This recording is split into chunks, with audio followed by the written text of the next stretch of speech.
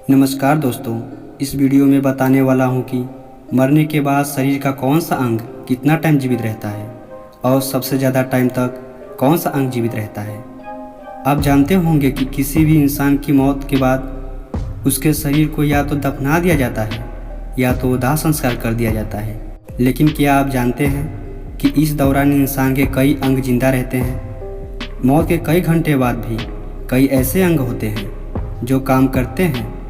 यही वजह है कि मरने के बाद लोगों के आँखों को दूसरे बॉडी में ट्रांसप्लांट कर दिया जाता है। आइए जानते हैं कि इंसान के शरीर का वो कौन सा अंग है जो मरने के बाद सबसे ज़्यादा देर तक जिंदा रहता है।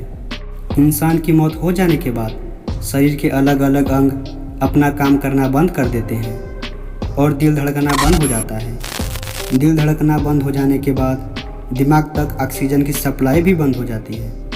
इसी तरह से बाकी के अंग भी धीरे धीरे निष्क्रिय होते जाते हैं। और क्या आप जानते हैं, कुछ लोग अपना अंगदान भी कर देते हैं।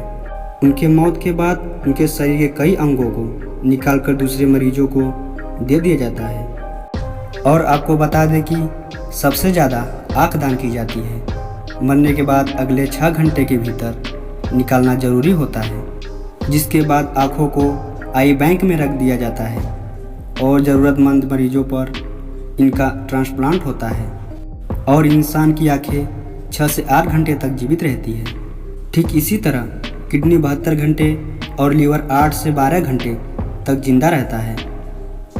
आँखों के अलावा किडनी, हार्ट और लीवर का भी ट्रांसप्लांट होता है।